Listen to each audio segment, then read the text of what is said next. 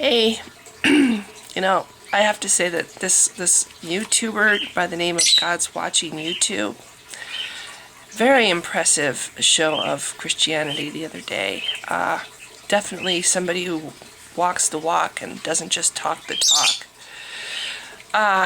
On one of my satire videos, one of my ones where I'm trying to be funny, he writes, "This woman is for sure a Satanist. This is why she focuses on evil throughout the entire video. And just for the record, God is only mysterious to those whom don't know him. Pray for this witch." Kind of a hurtful thing to say to somebody you don't know, don't you think? First of all, I don't believe in supernatural beings. I don't believe in Satan either. Although, if given my druthers, of the two beings, the characters in the Bible, the antagonist, Satan, causes quite a bit less deaths than God. I believe Satan kills 10 people in the Bible, and it's only because God gives him permission to, and that would be Job's children. And the rest of the murders and genocides and infanticides and everything else is because God wants it to happen. So, calling me a Satanist isn't really that offensive to me, although I don't believe in Satan. And the reason why I focus entirely on evil throughout the whole video is because in the video I'm pretending to be a Christian, and I'm pretending to have the Christian mentality that I used to have, which is black and white. Something is either good or evil. You're either on God's team or you're on Satan's team. That's how Christianity, that's the mentality of this religion.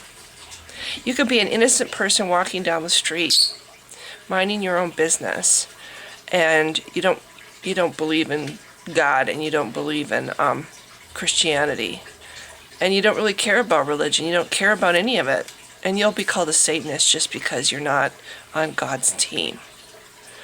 Honestly, I was saved at the Billy Graham Crusade here in Seattle. I was 12 years old, I believe, when I was saved.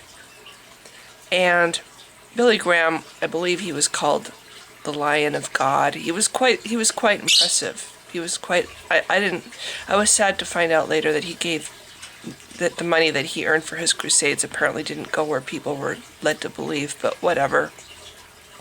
He was impressive in his the power that he commanded on stage. Some people have it and some people don't. Hitler had it too, and I'm not comparing Billy Graham to Hitler. I don't think Billy Graham was an evil man. I think he was a good man. I believe that he believed what he was doing was good. And I became a Christian because of Billy Graham. But Billy Graham, with as much as the Christian community respected Billy Graham, if he one day decided to listen to the questions that he had tucked away in the back of his head, like most of us do, and he decided that it was just bogus, it was just another lie, just like every other religion, or especially the patriarchal religions, is a lie. And he couldn't believe anymore, and he turned away. He did a Dan Barker. He was in denial for a while, and then he finally just couldn't be a fraud. He couldn't be fake anymore. He couldn't be dishonest anymore because he's a good person, and he started to admit that he didn't believe in God anymore. This is Billy Graham I'm talking about. If Billy Graham had that happen to him, do you think the Christians would say to Billy Graham, "You were never really a Christian. You never really had a walk with God. You didn't really know God, because if you had, you would never have turned away." Like this guy. God is only mysterious to those whom don't know him. I was a Christian for over 30 years, and I'm sorry, but I was a Christian as much as any Christian is a Christian.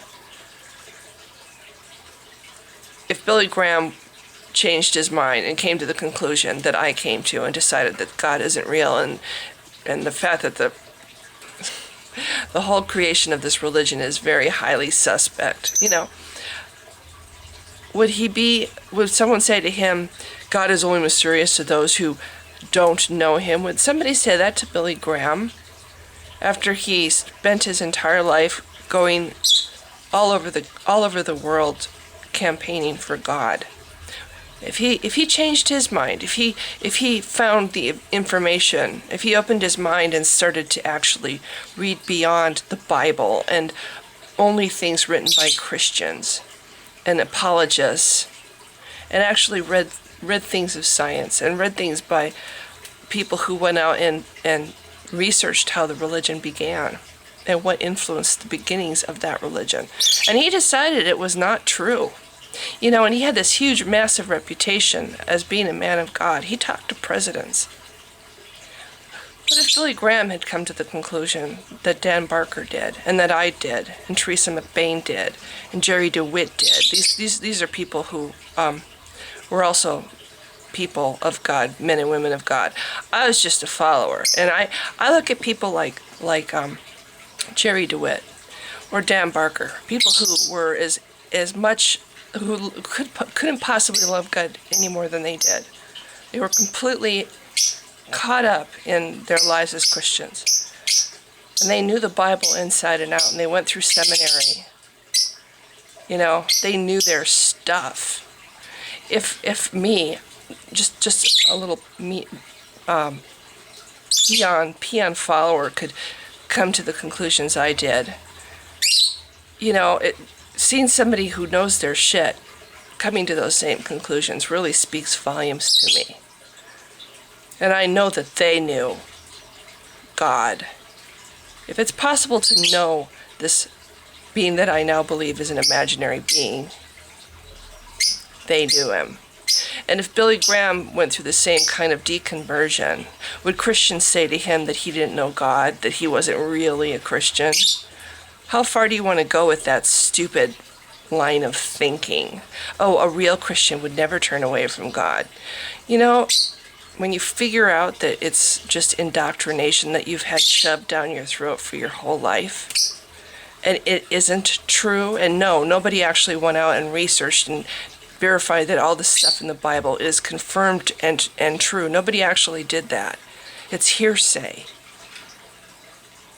Anyway, so fine, call me a witch. You know what? I'm a huge fan of Harry Potter, and I think it would be really cool if I was a witch, because I don't actually believe in good and evil.